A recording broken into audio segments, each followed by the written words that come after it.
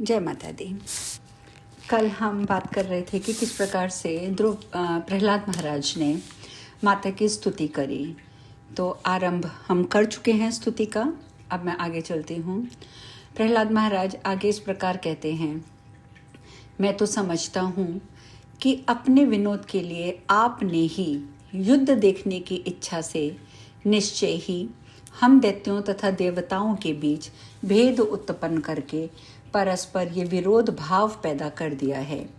अन्यथा हे अनघे, भाइयों में परस्पर विरोध कैसा।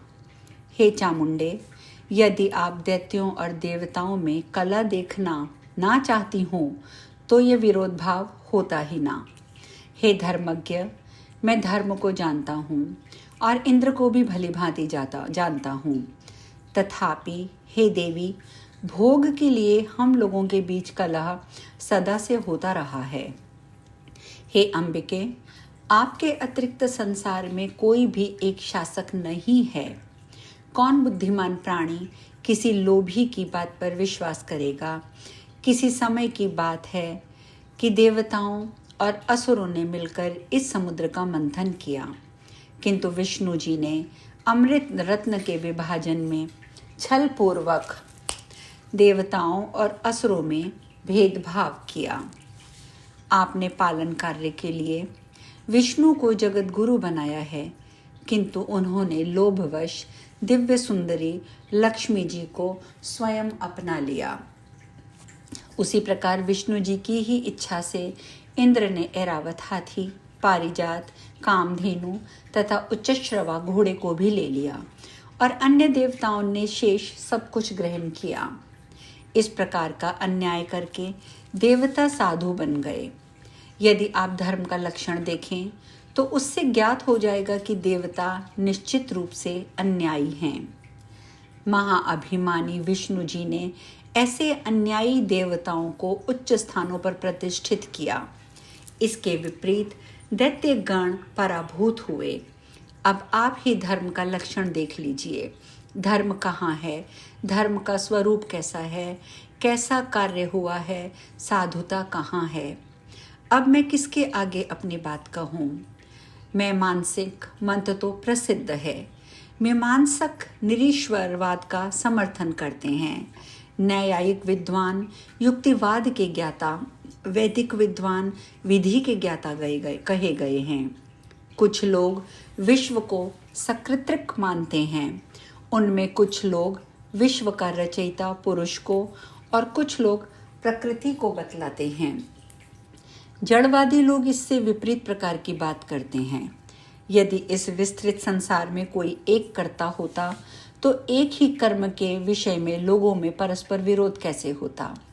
वेद में एक मत नहीं है और उसी प्रकार शास्त्रों में भी मतैक्य नहीं है।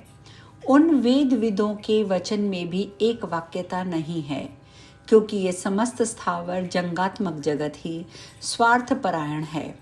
संसार में कोई भी ना तो निष्प्रह हुआ है और ना ही होगा। चंद्रमा ने जानबूझकर अपने गुरु बृहस्पति की भार्या का बलपूर्वक हरण कर लिया। उसी प्रकार धर्म का निर्णय जानते हुए भी इंद्र ने महर्षि गौतम की पत्नी के साथ अनाचार किया। देवगुरु बृहस्पति ने अपने छोटे भाई की गर्भवती भार्या के साथ रमण किया और गर्भस्थ शिशु को शाप दे दिया तथा उसे अंधा बना दिया। हे अंबिके, सत्व संपन्न होते हुए भी विष्णु जी ने बलपूर्वक सुदर्शन चक्र से निरपराध राहु का सिर काट लिया।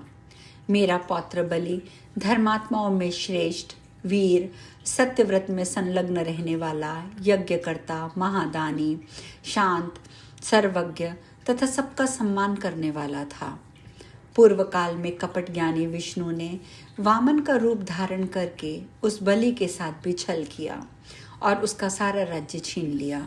फिर भी विद्वान लोग देवताओं को धर्मनिष्ठ कहते हैं और चाटुकारितापूर्ण वचन बोलते हैं कि धर्मवादी होने के कारण ही देवता विजय को प्राप्त हुए हैं। हे जगत जननी, ये सब सोच समझकर आप जैसा चाहें वैसा करें। सभी दानव आपकी शरण में हैं। अब आप उनका संहार करें अथवा उनकी रक्षा करें। इतना सुनकर भगवती श्रीदेवी बोली, हे दानवों, तुम सब लोग पाताल चले जाओ, वहां पर निर्भय तथा शोक रहित होकर इच्छा अनुसार निवास करो। अभी तुम लोगों को समय की प्रतीक्षा करनी चाहिए। ये काल ही अच्छे या बुरे कार्य में कारण बनता है।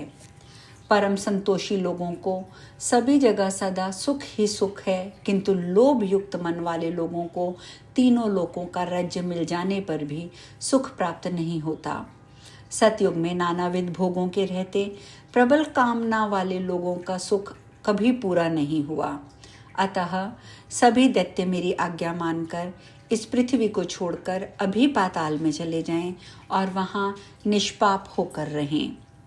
व्यास जी आगे कहते हैं, भगवती का ये वचन सुनकर सभी दानवों ने ठीक है ऐसा कहकर उन्हें प्रणाम किया और उनकी शक्ति से रक्षित होकर वे वहां से चल पड़े। तत्पश्चात भगवती अंतर्ध्यान हो गईं और देवता अपने अपने लोक चले गए। उस समय सभी देवता तथा दानव वैर भाव छोड़कर रहने लगे। जो मनुष्य इस संपूर्ण कथानक को सुनता अथवा कहता है, वह सभी दुखों से मुक्त होकर परम पद को प्राप्त कर लेता है। ये कथा सुनने के पश्चात जन्मेजय जी बोले, हे मुनि श्रेष्ठ, हे विभो, अद्भुत चरित्र वाले भगवान विष्णु ने भृगु के शाप से किस मनवंतर में किस प्रकार अवतार ग्रहण किया। हे धर्मज्ञ, हे ब्राह्मण, श्रवण करने पर समस्त सुख सुलभ कराने वाली तथा पापों का नाश कर देने वाली भगवान विष्णु की अवतार कथा का अब आप वर्णन कीजिए। व्यास जी बोले, हे राजन, हे निराधिप, जिस मनवंतर तथा जिस युग में जैसे जैसे भगवान विष्णु के अवतार हुए, उन अवतारों को मैं बता रहा हूँ, आप सुने। हे नृप, भगवान नारायण ने जिस रूप से जो कार्य किया वह सब मैं आपको संक्षेप में बताता हूँ। चाक्षुष मनवंतर में साक्षात विष्णु का धर्म अवतार हुआ। उस समय वे धर्मपुत्र होकर नर नारायण नाम से धरातल पर विख्यात हुए। इस वैवस्वत मनवंतर के दूसरे चतुर्युग में भगवान का दत्तात्रेय अवतार हुआ। वे भगवान श्री हरि महर्षि अत्रि के पुत्र के रूप में अवतीर्ण हुए। उन अत्रि मुनि की भार्या अनुसुईया की प्रार्थना पर ब्रह्मा, विष्णु और महेश, ये तीनों महान देवता उनके पुत्र के रूप में उत्पन्न हुए थे। अत्रि की पत्नी साध्वी अनुसुईया सती स्त्रियों में श्रेष्ठ थी, जिनके सम्यक रूप से प्रार्थना करने पर वे तीनों देवता उनके पुत्र के रूप में अवतरित हुए। उनमें ब्रह्मा जी सोम रूप में, साक्षात विष्णु दत्तात्रेय के रूप में और शंकर जी दुर्वासा के रूप में उनके यहाँ पुत्रत्व को प्राप्त हुए। देवताओं का कार्य सिद्ध करने के लिए चौथे चतुर्युग में 2 प्रकार के रूपों वाले मनोहर नरसिंह अवतार हुए। भगवान विष्णु ने उस समय हिरण्यकश्यपों का सम्यक वध करने के लिए देवताओं को भी चकित कर देने वाला नरसिंह रूप धारण किया था।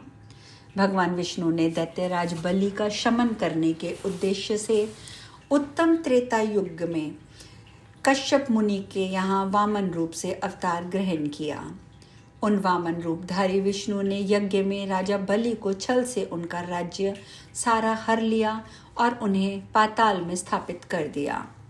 19वें चतुर्युग के त्रेता नामक युग में भगवान विष्णु महर्षि जन्मादग्नि के परशुराम नामक महाबली पुत्र के रूप में उत्पन्न हुए।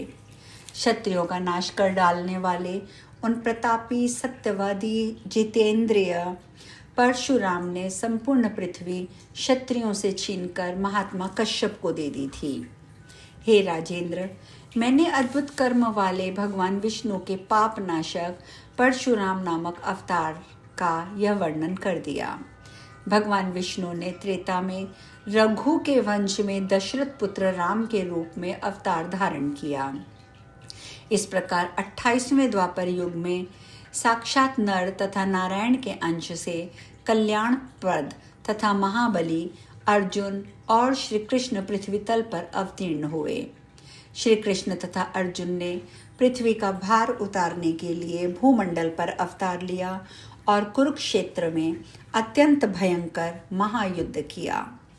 हे राजन, इस प्रकार प्रकृति के आदेशानुसार युग युग में भगवान विष्णु ने अनेक अवतार लिए। यह संपूर्ण त्रिलोकी प्रकृति के अधीन रहती है। ये भगवती प्रकृति जैसा चाहती हैं वैसा ही जगत को निरंतर नचाया करती हैं। परम पुरुष की प्रसन्नता के लिए वे समस्त संसार की रचना करती हैं। आज हम कथा में यहीं विश्राम लेंगे। शेष कल। जय माता दी।